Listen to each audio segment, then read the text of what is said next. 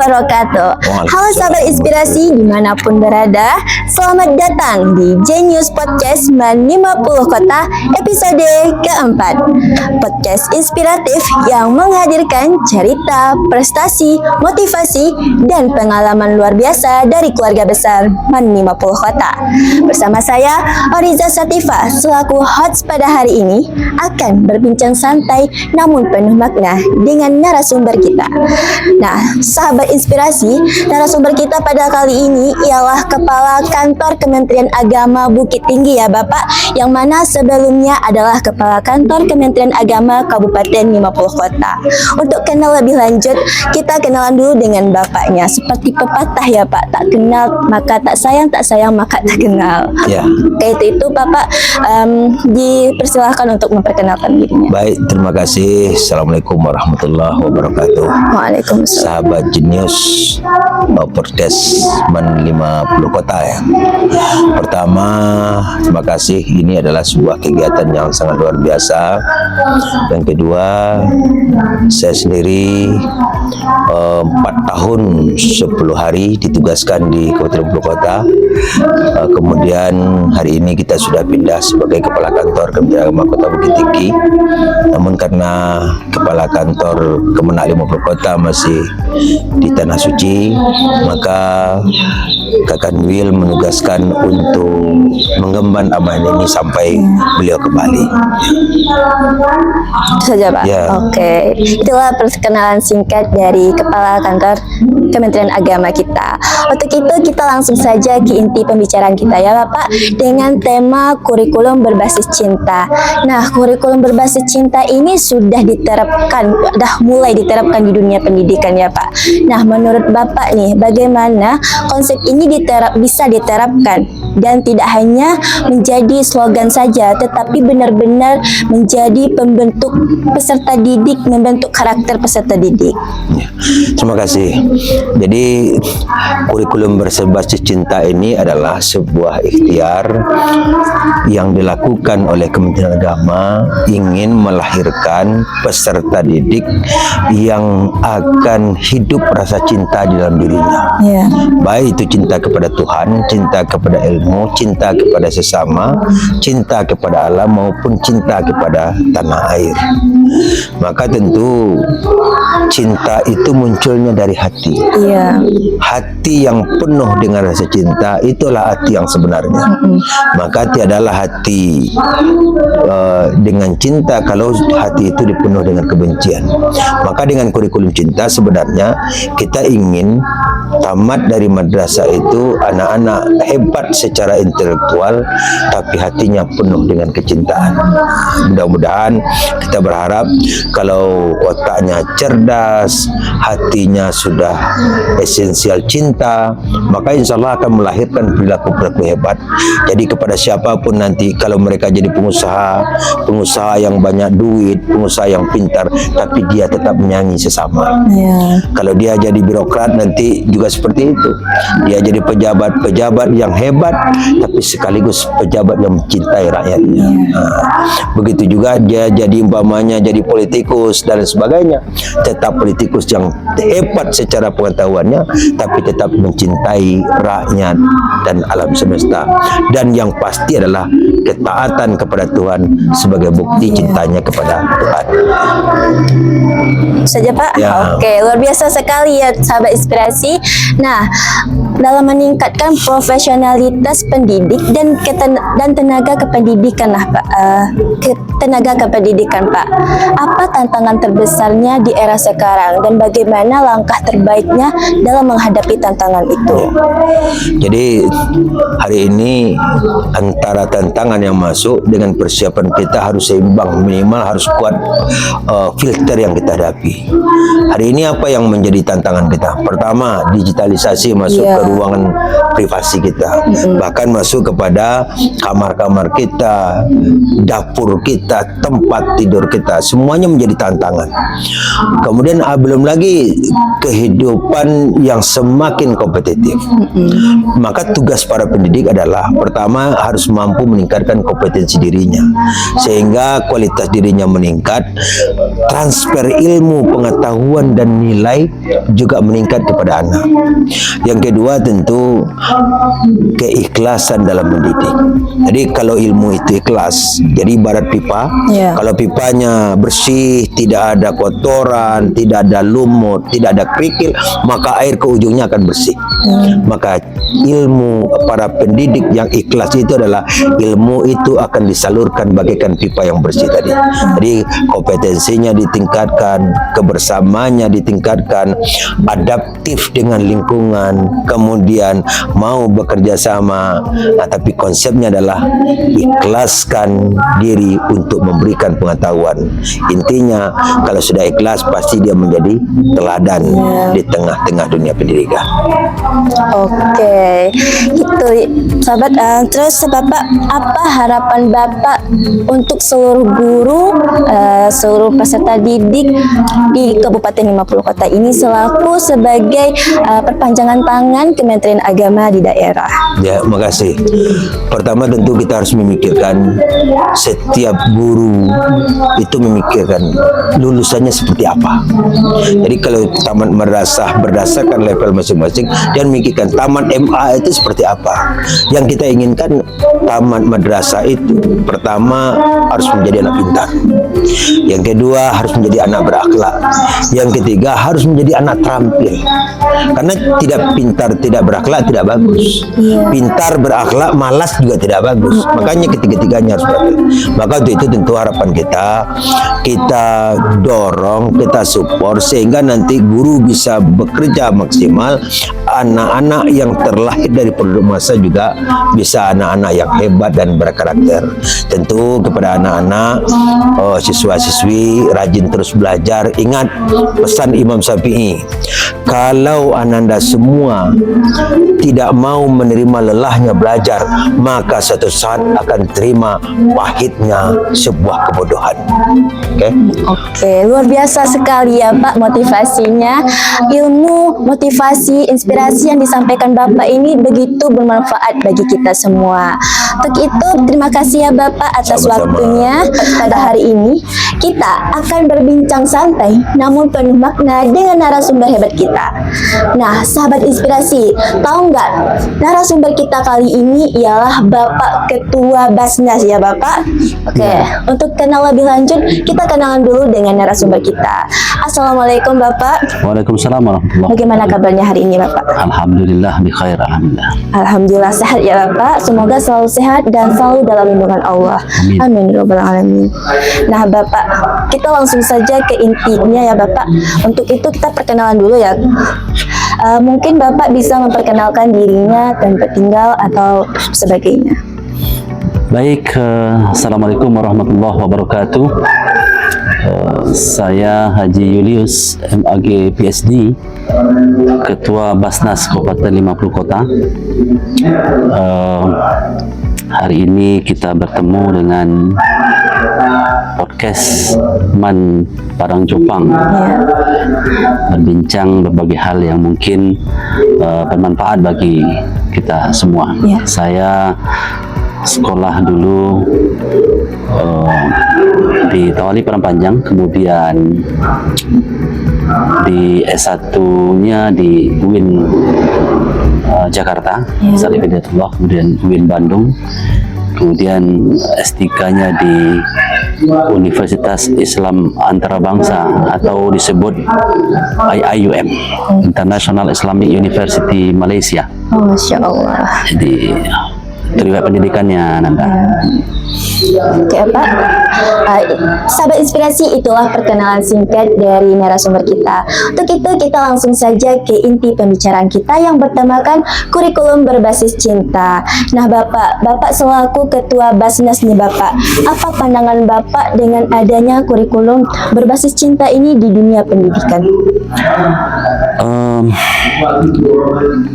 berganti tahun sebetulnya berganti juga kurikulum ini, dan di periode ini ada namanya kurikulum berbasis cinta. Bicara tentang kurikulum berbasis cinta, tentu dalam setiap proses pembelajaran itu ada nilai-nilai cinta di sana. Cinta dalam makna positif, umpamanya dalam kita berbicara tentang matematika, betapa pastinya matematika berbicara tentang 1 kali 1, 2 kali 2, 4, sesuatu hal yang pasti.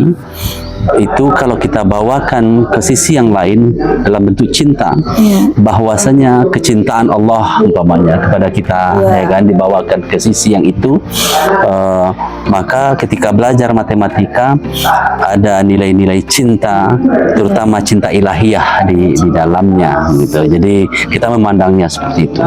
Begitu juga dengan mata pelajaran yang lain gitu. Bisa jadi cinta ini bermakna bahwa pendidikan yang dilakukan itu tidak bisa dilepaskan dari hati, karena kalau hanya pendidikan itu diisi dengan akal saja, pikiran saja yang diisi, kalau bisa kita istilahkan proses pendidikan itu kan bisa, satu dia transfer of knowledge, memindahkan pengetahuan, yang kedua dia seharusnya adalah transfer of value, ya. Kalau semata-mata transfer of knowledge, maka dia hanya mengisi satu sisi saja dari unsur manusia, yaitu akal. Tetapi kalau dia juga transfer of value, maka dia mengisi sisi yang lain gitu. Maka dalam proses pendidikan, transfer of knowledge dan transfer of value itu harus ada. Maka kurikulum berbasis cinta seharusnya adalah mengisi sisi transfer of value tadi. Nah, selain yang memang sudah dilakukan transfer of knowledge, pengetahuan, ya kan, yang biasa begitu. Tapi transfer of value, nilai-nilai dari apa yang dipelajari itu haruslah sampai begitu. Bukan hanya sekedar 2 ditambah 2 4, 4 ditambah 4 8, bukan hanya itu, tapi ada nilai-nilai lain dari yang diterapkan di dalamnya. Apalagi kalau terkait dengan attitude, dengan sikap, dengan akhlak atau khuluk menurut istilah Arabnya atau istilah Islamnya, maka setiap pembelajaran yang dilakukan itu diiringi dengan cinta yang bernilai kepada moral, etika atau akhlak. Oke, Bapak. Ya gitu, segitu juga. Selanjutnya, Pak, apa bentuk dukungan nyata yang dapat diberikan Basnas untuk membantu madrasah menerapkan kurikulum berbasis cinta ini, Pak? Basnas mungkin sudah sejak lama, tapi paling tidak di periode kami yang 2022 sampai 2027 ini kita sudah berkolaborasi dengan madrasah, dengan sekolah-sekolah yang lain, terutama madrasah, MTS, dan juga madrasah aliyah, terkait dengan proses berbagai pendidikan, baik internal di dalam ataupun kegiatan-kegiatan ekstra seperti di luar. Terkait dengan kurikulum berbasis cinta, banyak hal yang juga bisa dilakukan secara bersama selagi memang dalam koridor Basnas juga. Apa koridor Basnas? Bahwasanya bantuan yang diserahkan atau apa yang diberikan itu harus dalam yang dibantu itu orang mustahik. Nah, mustahik artinya orang yang berhak menerima zakat, karena Basnas kan mengelola zakat, mengelola zakat dari ASN kita yang berzakat melalui Basnas, mengelola zakat dari agnia kita melalui Basnas. Ada juga memang mengelola sedekah, infak, yang lain sebagainya, tapi penyalurannya memang harus terukur, terutama yang zakat yang memang ada asnafnya, istilahnya kan, atau orang yang berhak menerima zakat begitu. Untuk mendukung kurikulum ini, tentu kita bisa melakukan dengan kegiatan-kegiatan yang terdapat dalam kurikulum berbasis cinta tadi. Selagi syaratnya menerima zakat itu ada, maka insya Allah Basnas bisa bantu itu. Ya, insya Allah bermanfaat sekali ya Pak Basnas ini untuk sekolah dan madrasah. Nah Pak, apa harapan Bapak terhadap kolaborasi antara madrasah dan Basnas dalam menciptakan pendidikan yang bermakna dan berkarakter? Kolaborasinya adalah bahwa Basnas sebagai lembaga negara non struktural, tapi adalah lembaga untuk mensejahterakan umat. Sejak zaman Nabi, walaupun bukan Basnas namanya, karena ini kan tentu sesuai dengan negara dan daerah. Di zaman Nabi sudah ada amil zakat yang juga mengelola zakat untuk kemaslahatan.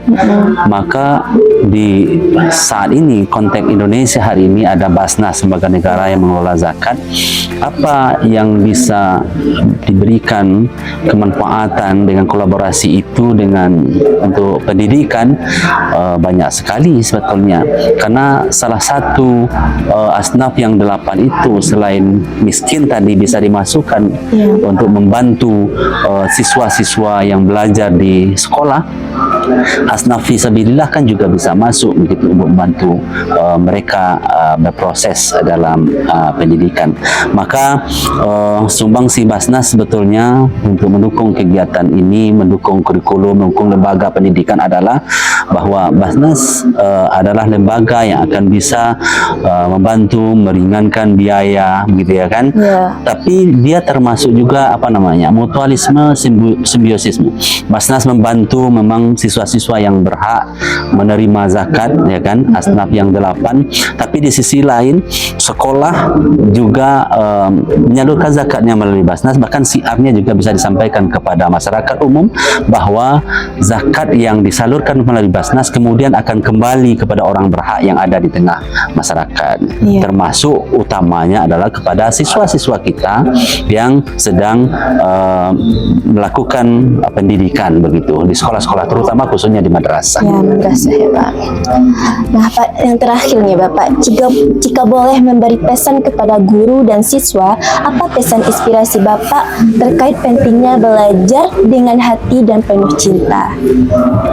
Pesannya adalah bahwa kalau belajar hanya dengan akal, tanpa hati dan cinta, biasanya kita akan membabi buta. Tetapi kalau menggunakan hati, maka pendidikan itu akan membawa kepada jalan yang baik, yang benar, kebaikan-kebaikan yang juga membawa kebaikan lainnya. Maka pendidikan bukan hanya dengan akal, yang saya sebut tadi, bukan hanya sekedar transfer of knowledge, hanya ilmu saja, tetapi pendidikan itu adalah harus dengan hati atau nilai-nilai, atau disebut dengan transfer of value, ya kan? Dan sebetulnya kalau kita mencontoh kepada maha guru kita dalam bidang pendidikan, yaitunya Rasulullah SAW, bagaimana beliau mendidik dengan cinta, sehingga seorang Umar bin Khattab saja yang sangat keras begitu kan, bisa betul-betul menjadi orang yang baik dan soleh di hadapan Nabi. Dan banyak para sahabat yang sebelumnya memusuhi beliau itu menjadi orang terbaik ketika belajar atau berada di sisi Nabi gitu. Jadi pendidikan dengan cinta itu sebetulnya sudah ada contohnya. Nggak perlu jauh-jauh kita lihat pakar pendidikan mana, maka guru terbaik kita untuk bidang pendidikan dan apa saja sebetulnya ada Rasulullah. Kurang apa contoh di diri Rasulullah, apalagi di bidang pendidikan ini, mulai beliau mulai berdakwah sampai akhir hayat beliau, semua dilakukan dengan cinta. Ketika dihujani dengan batu berdakwah di Taif, ditawarkan malaikat untuk menghancurkan Taif, beliau tetap mengedepankan cinta. Apa kata beliau? Mungkin mereka belum tahu dengan apa yang aku sampaikan, sehingga tidak perlu pula dihukum mereka itu. Itu kan cinta, ya kan? Yang ini yang mungkin sebagai guru, kadang-kadang saya juga guru sebetulnya, kadang-kadang kita itu yang kurang ketika melakukan proses pendidikan. Begitu juga dengan siswa, kurang juga cintanya kepada guru, sehingga ketika guru menyampaikan pelajaran, memberikan nasihat dan tidak diterima dengan cinta, sehingga dianggap sebagai sesuatu hal yang mengekang, ya kan? Sehingga proses pendidikan tidak sampai di sana. Seharusnya ketika guru memberikan dengan cinta kasih sayang sebagai seorang guru, bahwasanya nilai-nilai itu penting dan siswa juga menerimanya dengan itu, maka proses pendidikan akan berjalan dengan sangat baik dan biasanya hasilnya sungguh juga sangat baik. Kuncinya cinta ya, Pak. Cinta. Oke, sahabat inspirasi, itulah ilmu yang diberikan Bapak, motivasi, inspirasi, dan sungguh luar biasa ya Bapak. Terima kasih ya Pak atas waktunya selaku menjadi narasumber di Genius Podcast 950 Kota. Untuk itu, sahabat inspirasi, sampai jumpa lagi di Genius Podcast 950 Kota, dan jangan lupa dukung Genius Podcast 950 Kota dengan like, comment, share, dan subscribe. Sampai jumpa di Genius Podcast episode berikutnya.